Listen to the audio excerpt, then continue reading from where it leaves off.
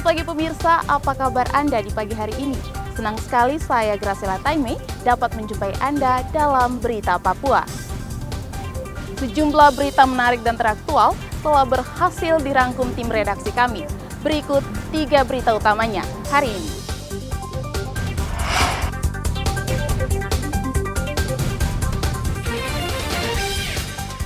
Diduga kesal karena dihukum, seorang tentara di Merauke menganiaya atasannya hingga tewas. 15 anak buah kapal Setia Makmur belum ditemukan, tim SAR terkendala cuaca buruk. Ratusan warga hadang prajurit yang akan pulang ke daerah asal setelah bertugas 1 tahun di Lani Jaya.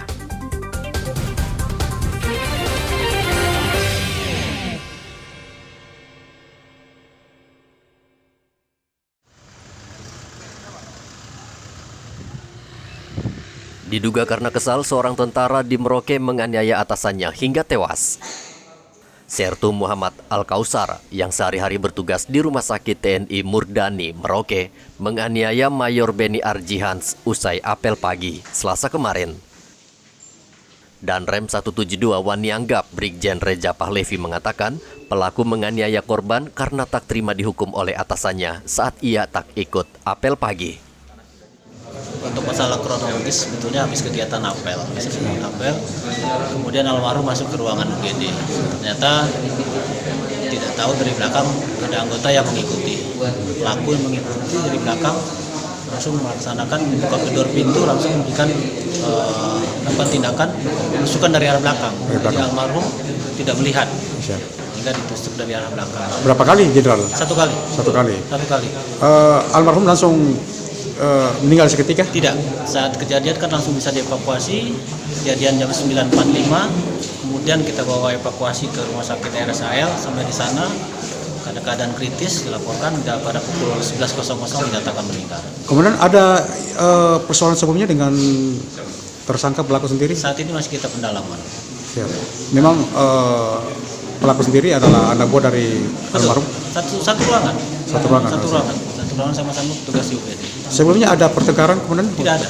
Karena sebelumnya memang dia melaksanakan apel pagi. Pada saat kegiatan apel pagi dia dilakukan saat kegiatan. Kemudian yang pelaku memang informasinya terlambat untuk apel pagi. Dan beberapa orang, bukan hanya pelaku, beberapa orang melakukan terlambat apel pagi. Kemudian ada semacam kayak tindakan bersama. Tindakan bersama pun hanya sifatnya lari. Tidak ada pemukulan, tidak ada kegiatan penganiayaan, sifatnya lari. Itu pembinaan namanya. Kemudian selesai itu, kegiatan itu selesai apel, karena hujan situasi, kemudian dikasih kesempatan untuk masing-masing yang apel pagi itu untuk melakukan ganti pakaian, untuk masuk kantor. Tapi almarhum korban langsung masuk ruangan. Yang pelaku ini setelah dia alasan mungkin semuanya sama sih mengganti pakaian, tetapi ternyata mungkin dia ngambil pisau. Itu sangkut, Jenderal? Bukan sangkut, pisau dapur. Pisau dapur ya, siap. Sementara pelaku diamankan di... Sekarang ada di Denpom. Mayor Beni Arjihans, Kepala Rumah Sakit TNI Murdani Merauke, sempat dibawa ke IGD, namun nyawanya tidak tertolong karena kehabisan darah. Sertu Muhammad saat ini ditahan di Denpom wilayah 3 Merauke dan masih dalam pemeriksaan. Jenazah Mayor Beni Arjihans akan diterbangkan ke Jakarta dan dimakamkan di kampung halamannya di Purwakarta, Jawa Barat hari ini. Muhammad Ridwan melaporkan dari Merauke, Papua.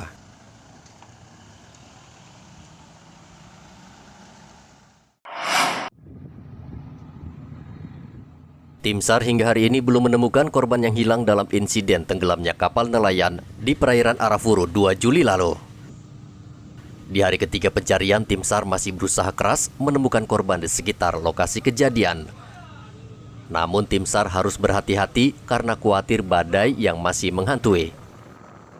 Untuk mendukung pencarian di lokasi, saat ini tim dibantu 1 unit KRI Teluk Wondama dan pesawat milik TNI Angkatan Laut membantu pencarian karena areal yang luas. Ini sementara di lokasi ada badai, makanya tetap kita berkoordinasi dengan kapal-kapal yang ada di sana untuk hati-hati juga untuk melaksanakan penyelamatan di lokasi. Dan hari ini kita sudah broadcast ke mereka bahwa luas area yang kami akan hari ini cari sekitar 1.903 mil persegi. Untuk korban yang selamat ini sementara akan dibawa ke Merauke atau kemana Pak? Kalau lihat dari jarak antara Merauke dan Dobo, dari lokasi itu Dobo lebih dekat. Itu kalau dari lokasi ke Dobo itu 115 nautical mile. Kalau dari Merauke Pak? 228. 208. Hampir 2 kali lipat jaraknya. Pak, untuk kemungkinan mereka yang belum ditemukan ini 15 orang ini seperti apa Pak nantinya? Gimana? Mohon maaf. Yang untuk 15 orang yang belum ditemukan ini Pak? Tetap kami usahakan mencari semaksimal kami karena dari perintah kami selama 7 hari. Kapal Setia Makmur 06 tenggelam pada 2 Juli lalu. Kapal membawa 25 ABK, 10 ditemukan selamat, namun 15 orang lainnya hingga saat ini belum ditemukan. Sementara itu di Kabupaten Raja Ampat, 4 warga Waisai hilang saat perahu cepat yang mereka tumpangi dari kota Waisai menuju Dorekar belum juga tiba di tujuan. Keempat penumpang diduga hilang di antara Pulau Boni dan Pulau Ayau. Perahu cepat seharusnya sudah tiba sejak 29 Juni lalu, namun hingga Selasa kemarin belum juga tiba. Upaya pencarian terus dilakukan tim SAR Raja Ampat dengan menyusuri lokasi.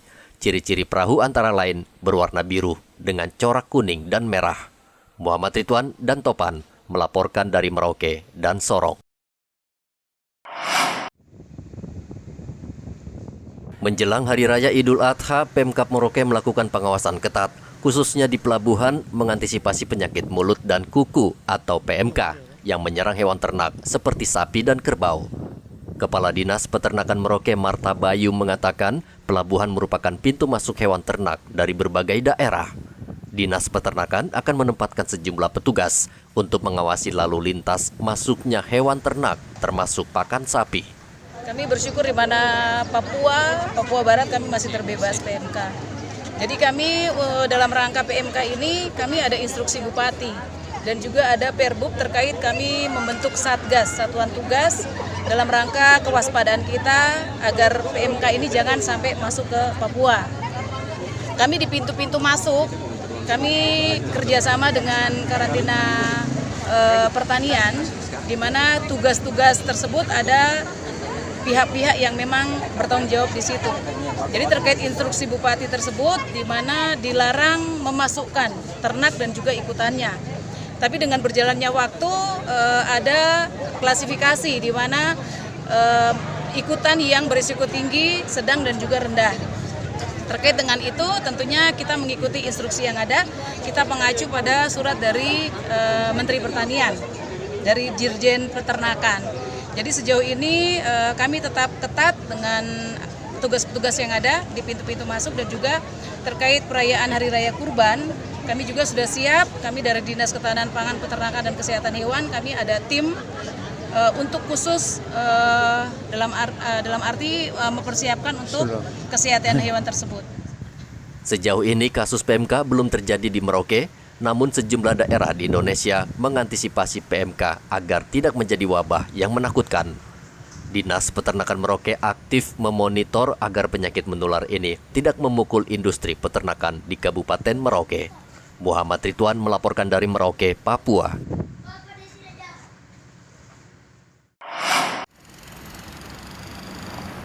Pelebaran Jalan Cendrawasih Mimika hingga kini belum juga rampung karena terkendala ganti rugi lahan yang masih terkantung-kantung. Ada 14 titik di sepanjang Jalan Cendrawasih itu yang saat ini masih terbengkalai dan belum dilakukan pelebaran serta pengaspalan. Jalan Cendrawasih merupakan proyek prioritas Pemkab Mimika yang dikerjakan sejak tahun 2016. Kurang lebih 14. Jadi yang terjadi di lapangan ada soal yang susah, dalam arti kita beririsan dengan SKPD lain tentang pengadaan tanah, kemudian ganti bangunan.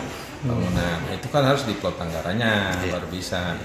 Tetap dia harus Desember ini harus selesai dalam volume yang kita kerja. Jadi kalau ada yang tadi loncat ya itu dibiarin nanti selesaikan dulu tanah, baru tahun berikut kita selesaikan. Yang jelas makanya Bapak bilang yang jelas volumenya nanti baru kalau pertanyaan Kalau loncat-loncat baru uangnya kemana. Nah itu kan uangnya yang tadi Bapak bilang 14 titik. Oh sudah, kita lihat yang ini dia minta berapa. Oh dia minta untuk bikin pagar. Uang yang selisih itu kita pakai bikin pagar. Ya di suite di addendum kita bilang addendum. Addendum ganti pagarnya dulu sebatas yang kecil ya, karena kalau setelah besar itu kan kita di uangnya tidak cukup. Itu harus pengadaan tanah. Yang saya berbicara bangunannya, pagarnya, begitu. Nah itu kita bisa addendum ke pagar. Addendum ke pagar misalnya ini cuma contoh sekian, nah ini ke pagar sekian, nah ini akan pekerjaan aspalnya jalan. Tapi yang spot-spot yang melewati dari uang itu kita tidak bisa. Nah, jadi kita bisa menyerap uangnya 100%. Tapi ada pekerjaan yang belum bisa diselesaikan, tapi volumenya bisa habis. Kenapa tadi?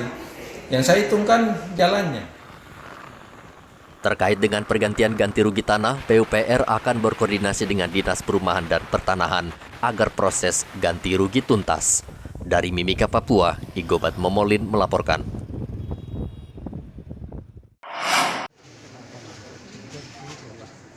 Tepat pada 1 Juli lalu, Polri merayakan HUT Bayangkara yang ke-76. Beragam penilaian masyarakat atas kinerja kepolisian selama ini. Sebagian besar meminta agar polisi lebih profesional dalam bertugas, sehingga institusi ini semakin dicintai masyarakat. Harapannya semoga maju terus pelayanan kepada masyarakat, khususnya dalam hal patroli dan juga atas segala macam kasus-kasus yang terjadi ya.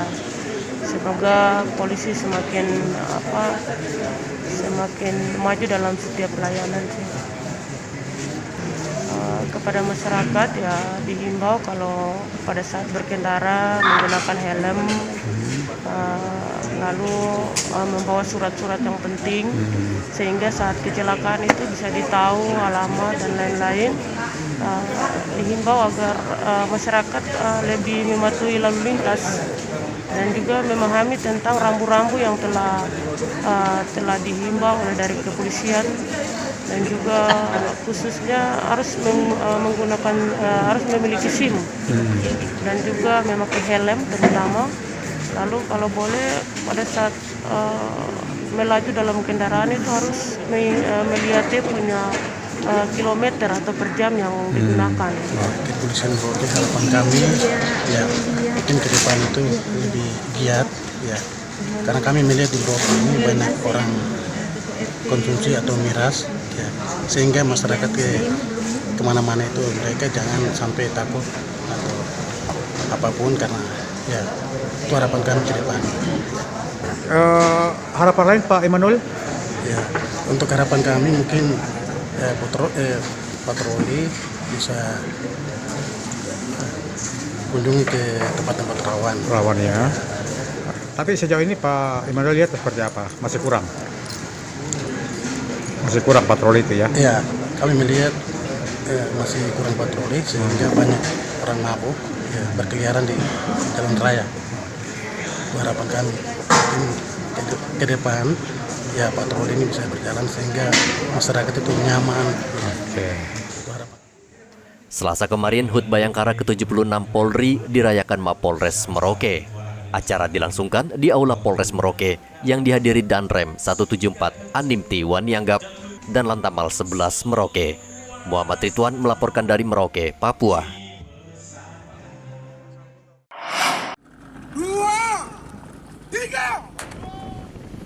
Memperingati HUT Bayangkara ke-76, Polda Papua Selasa kemarin menggelar lomba dayung tradisional yang dilangsungkan di Pantai Dok 2 Jayapura.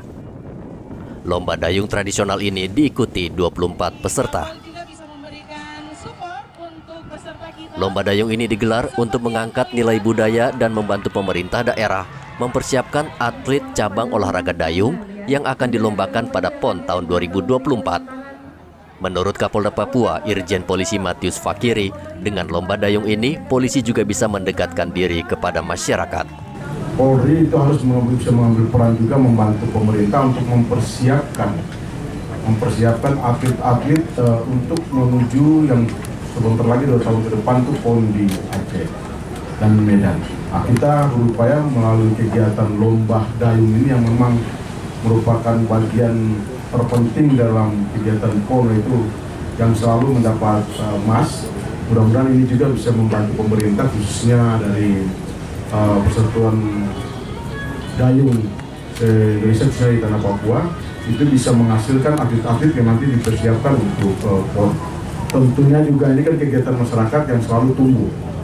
Sehingga mudah-mudahan nanti setelah Polda, mudah-mudahan nanti stasiun lain juga bisa menggelorakan kegiatan dayung, sehingga nantinya Provinsi Papua bisa menyiapkan atletnya, dan mudah-mudahan nanti bisa juara lagi di PON yang ke-21 di Aceh dan Medan. Itu yang hari ini kita lakukan, tentunya dalam 2 hari, ini putra dan putri, dan besok juga dan nanti ada lomba dayung menarik. Saya minta para PGU-nya biar membiasakan juga mencintai laut, karena Provinsi Papua juga dikelilingi sungai, danau, dan laut. Lomba dayung tradisional putra dan putri ini dilangsungkan selama 2 hari. Lomba dayung tradisional ini juga merupakan salah satu program kepolisian daerah Papua untuk melestarikan budaya. Hendra melaporkan dari Kota Jayapura, Papua.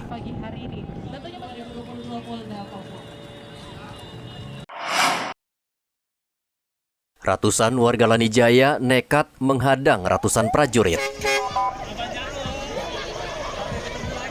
Namun bukan karena emosi, tetapi terharu karena harus rela melepas prajurit dari Satuan Tugas Pengamanan Daerah Rawan Yonif 412 Barata Eka Sakti yang telah purna tugas menjaga keamanan di daerah Pegunungan Tengah Papua.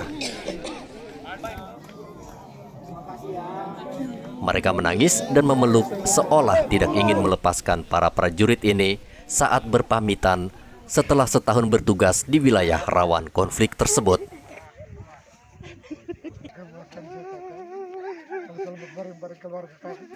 Begitu juga dengan para prajurit. Mereka pun terharu karena sudah merasa dekat dengan masyarakat. Nanti ada yang ganti. Nanti ada yang ganti, Mama. Yo, ganti datang itu pikiran lain. Tidak, dia baik juga kayak kita. Kalau orang sini bilang komandan besar, saya sangat terharu dengan masyarakat datang ke sini bilang mau perpisahan dengan kita.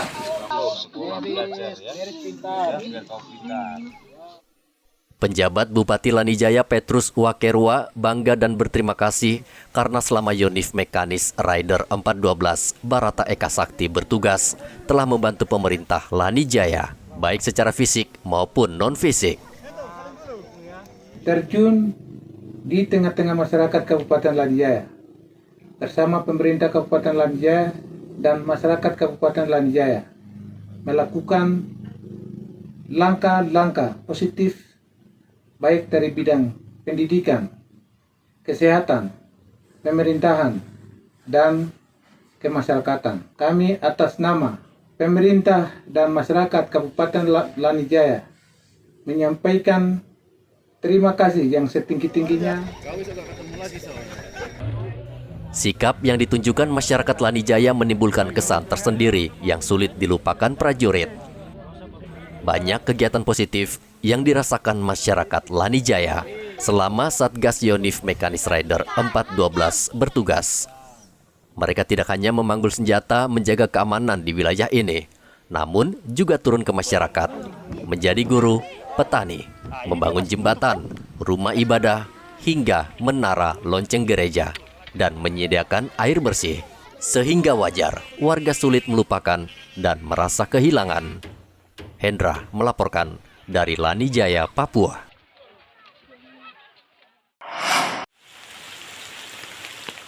Seperti tahun-tahun sebelumnya, Dinas Peternakan Merauke kembali akan memotong hewan kurban di rumah pemotongan hewan. Kebijakan ini diberlakukan bagi seluruh umat Islam yang hendak memotong hewan kurban. Kepala Dinas Peternakan Merauke mengatakan saat ini sudah terdaftar 85 ekor hewan yang akan dipotong di RPH. Dan jumlah ini kemungkinan akan terus bertambah. Ini sebanyak 300 ekor, untuk sapi dan kambing sebanyak 8 ekor. Itu sudah didistribusikan.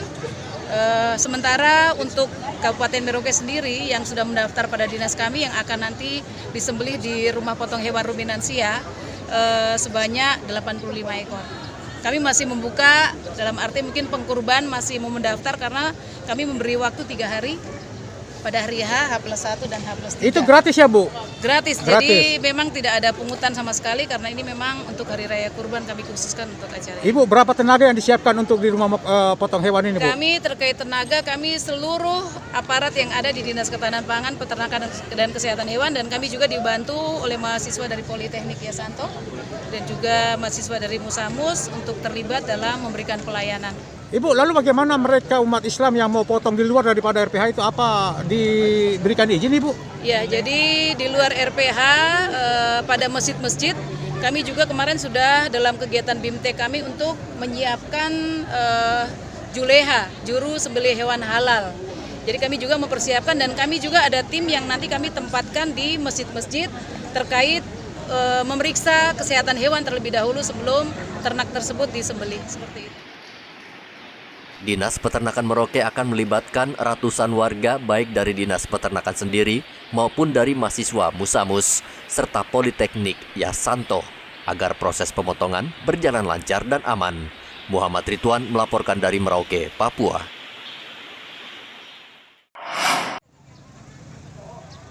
Seluruh ASN di 4 kabupaten yang masuk wilayah Provinsi Papua Selatan seperti Asmat, Bovendigul, Mapi, dan Merauke diminta untuk mendaftar ke Panitia Penerimaan ASN Provinsi Papua Selatan. Wakil Bupati Merauke Ridwan mengatakan ASN yang akan bertugas di provinsi baru wajib masuk proses pendataan dan seleksi.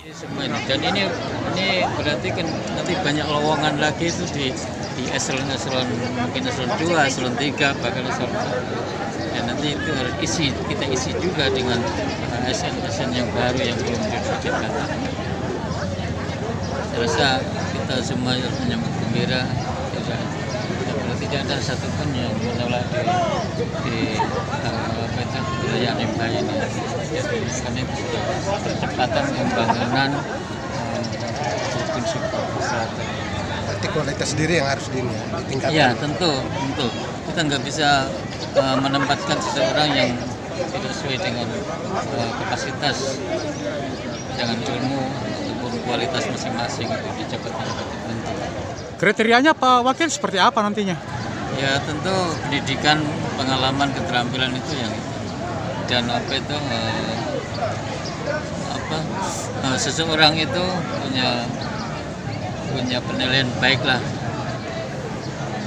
secara umum. Itu untuk semua ASN nantinya diberi kesempatan untuk memilih atau memang ada petunjuk dari pimpinan? Itu sudah ada persyaratan tertentu. Hubungannya dengan jabatan-jabatan di tingkat provinsi itu. Ridwan menambahkan ASN yang memiliki keahlian dalam bidang tertentu akan diprioritaskan. Provinsi Papua Selatan resmi terbentuk 30 Juni lalu.